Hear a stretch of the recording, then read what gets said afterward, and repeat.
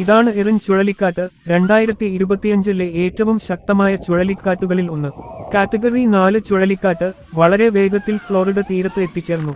American ചരിത്രത്തിലെ ഏറ്റവും ശക്തമായ കാറ്റുകളിൽ ഒന്നായി ഇടം പിടിച്ച എറിൻ 209 കിലോമീറ്റർ മണിക്കൂർ വരെ കാറ്റ് വേഗത രേഖപ്പെടുത്തി.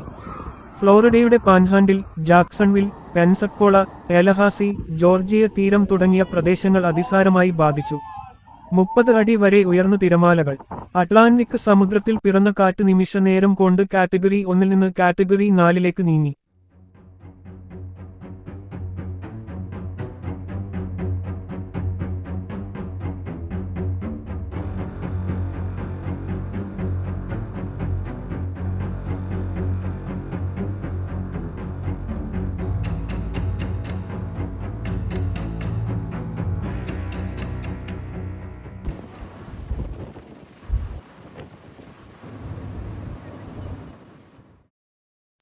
കാലാവസ്ഥാ ശാസ്ത്രജ്ഞർ ഇത് റാപ്പിഡ് ഇന്റൻസിഫിക്കേഷൻ എന്ന പ്രക്രിയയിലൂടെ മാറിയതായി പറയുന്നു. പവിത്രമായ സമുദ്രജലം, കുറഞ്ഞ സമ്മർദ്ദം എന്നിവ അതിന് കരുത്തേകി. കടലോര കനാൽ മേഖലകൾ മുഴുവനും വെള്ളത്തിനടിയിൽ. കനത്ത മഴയെ തുടർന്ന് നദികൾ കരകവിഞ്ഞൊഴുകി. വീട്, സ്കൂൾ, ഹോസ്പിറ്റൽ ഉൾപ്പെടെയുള്ള കെട്ടിടങ്ങൾ തകർന്നു. വൈദ്യുതി ലൈൻ പൊട്ടി വീണതും ഫയർ പോയിന്റുകളും പല ഭാഗങ്ങളിൽ കണ്ടുവന്നു. 1.2 ദശലക്ഷത്തിലധികം ആളുകൾ ഒഴിപ്പിക്കപ്പെട്ടു. ദേശീയ guard, red cross, fire rescue ടീമുകൾ പ്രാധാന്യത്തോടെ പ്രവർത്തിക്കുന്നു. പലരെ കാണാതായതായി റിപ്പോർട്ടുകൾ. 2000-ത്തിലധികം താത്കാലിക അഭയകേന്ദ്രങ്ങൾ തുറക്കപ്പെട്ടു.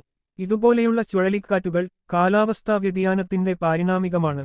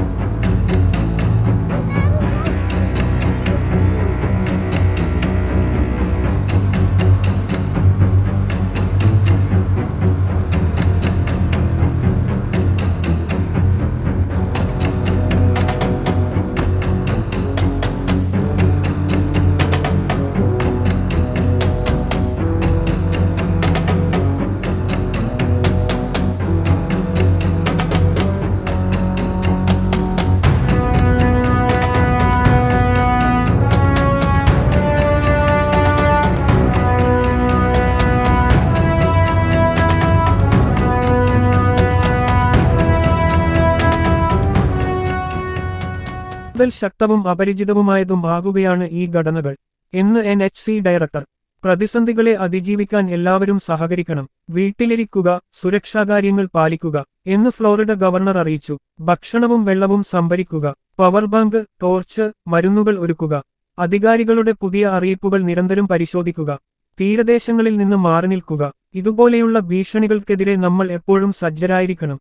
എറിൻ ചുഴലിക്കാറ്റിനെയും കാലാവസ്ഥാ വ്യതിയാനത്തെയും കുറിച്ച് കൂടുതൽ അറിയാൻ ചാനൽ സബ്സ്ക്രൈബ് ചെയ്യൂ.